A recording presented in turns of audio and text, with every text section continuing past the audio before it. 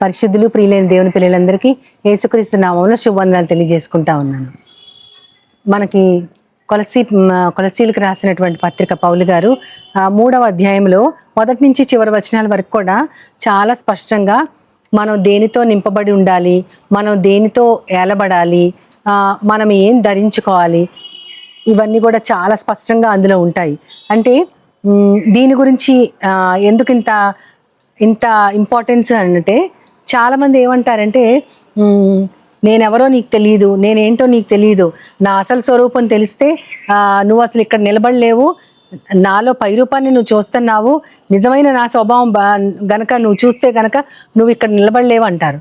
అంటే మనుష్యులు పైకొకలాగా లోపలికి ఒకలాగా ఉంటున్నారు. పైకేమో మర్యాదపూర్వకంగా ప్రేమపూర్వకంగా ఉన్నారు, లోపల వాళ్ళ స్వభావం క్రూర స్వభావం అయి ఉండొచ్చు, లేదా ఇతరుల మీద పగ తీర్చుకునేది అయి ఉండొచ్చు. అలా కాకుండా రెండు ఒకటేలాగా ఒక ఇంటిగ్రిటీ మనుషులకు ఉండట్లేదు. ఏం చెప్తున్నామో అదే మన హృదయంలో ఉండాలి. అందుకనే నీ హృదయము దేనితో నిండి ఉండునో నీ నోరు కూడా అదే మాట్లాడును అని దేవుడు అంటారు. అంటే మనము మర్యాదపూర్వకంగా అందరిలో ఒకలాగుంటాము, లేదా మన కోపం వచ్చినప్పుడు మన అసలు స్వరూపం కూడా బయటకు వస్తూ ఉంటుంది. అలా కాకుండా ఎప్పుడు ఒకే విధంగా స్టేబుల్గా ఎలా ఉండాలో అది చాలా స్పష్టంగా కొలసీలకు రాసినటువంటి పత్రికలో 3వ అధ్యాయంలో ఉంటుంది. అక్కడ మనకి 16వ వచనంలో ఉంటుంది, మన హృదయం దేనితో నిండి ఉండాలి అని పౌలు గారు చెప్తా ఉంటారు ఆ సంఘానికి. మీరు సమస్త విధములైన క్రీస్తుకు సంబంధించిన జ్ఞానముతో మీ హృదయాలు నిండనివ్వండి అంటారు. అంటే మన హృదయం దేనితో నిండాలి అంటే సమస్త విధములైన క్రీస్తుకు సంబంధించిన జ్ఞానము. క్రీస్తు అంటే ఊరికినే చాలా మంది బయట అన్యజనులు చెప్తా ఉంటారు, యేసుక్రీస్తుని నమ్ముకుంటే జబ్బులు పోతాయి, యేసుక్రీస్తుని నమ్ముకుంటే పెళ్ళిళ్ళు అవుతాయి, పిల్లలు పుడతారు. ఇవన్నీ కాదు, అవి కేవలము ఈ లోకపు కొదువుల కోసం, ఈ లోకపు భోగభాగ్యాల కోసం, లేదా మన ఒక హీలింగ్ కోసం దేవుడు కాదు.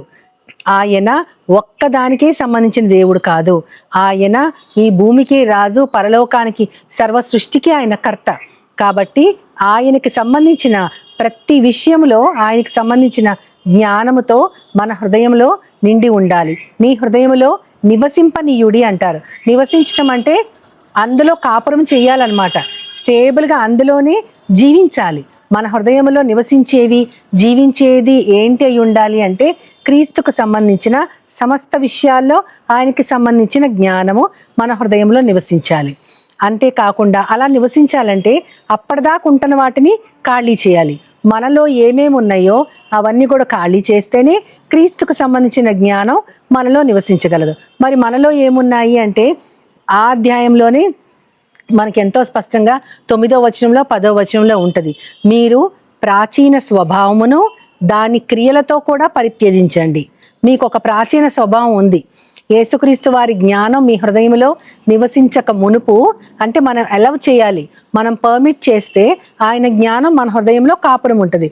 ఆ నివాసము ఇంకా ఏర్పరచబడక ముందే మీకు ఒక స్వభావం ఉంది, ప్రాచీన స్వభావము. ఆ ప్రాచీన స్వభావము దాని క్రియలు రెండు కూడా పరిత్యజించబడాలి. అంటే క్రియలు అంటే మనం చేసే పనులు. మనము అనుకుంటాం, నేను కోపంతో ఇదివరకు వస్తువుల్ని నేలకేసి కొట్టేవాడిని, లేదా కాలుతో తన్నేదాన్ని, ఇలా చెప్పుకుంటా ఉంటారు. అప్పుడు ఇవన్నీ పోయినాయి, నేను చాలా మామూలుగా అయిపోయినా, చాలా సాత్వికంగా అయిపోయినాను. కానీ స్వభావం మారిందా అంటే మారదు. ఆ స్వభావాన్ని అణుచుకుంటా ఉంటాం. అందుకనే పైకి ఒకలాగా లోపలికి ఒకలాగా ఉంటాం.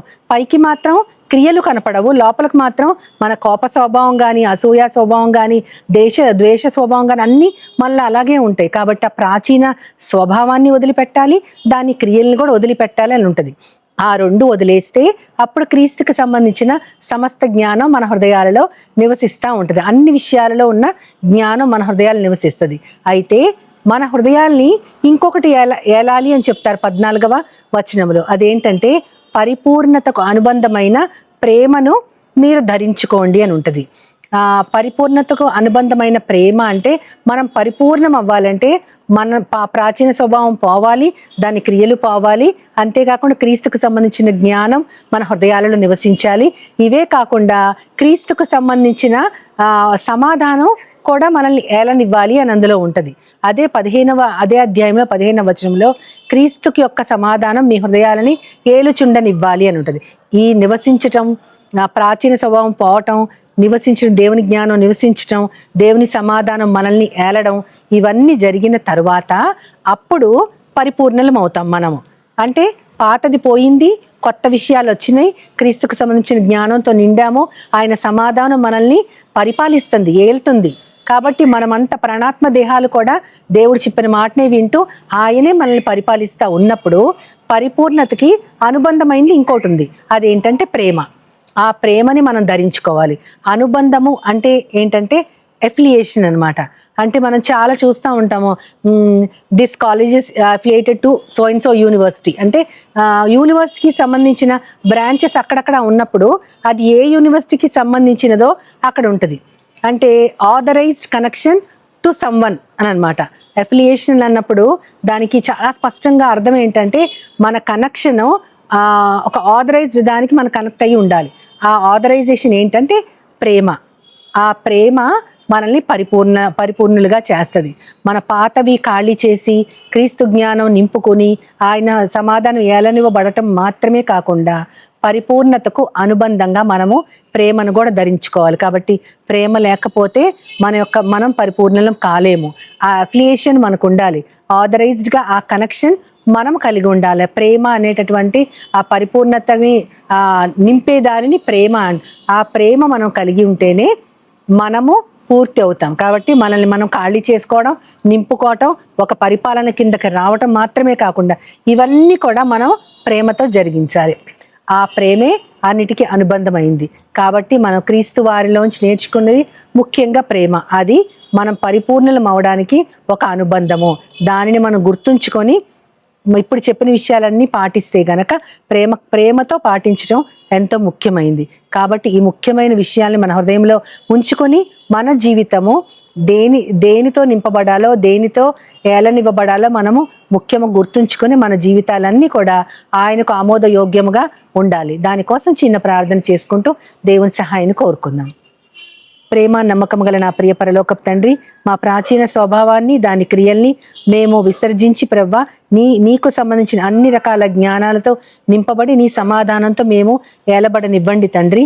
అంతేకాకుండా ప్రేమని కూడా అన్నిటికీ పరిపూర్ణతకు అనుబంధంగా ధరించుకోవడానికి మాకు మీ సహాయం ఎప్పుడు అవసరమే తండ్రి. ఆ సహాయాన్ని మాకందరికి కూడా దయచేయమని నీ ప్రియ కుమారుడు నా ప్రియ ప్రభువైన యేసుక్రీస్తు వారి ద్వారా కోరి ప్రార్థిస్తున్నాను పరమ తండ్రి. ఆమేన్, ఆమేన్, ఆమేన్. వందనాలు. As Jesus now, He's always near, with open arms, He's always here.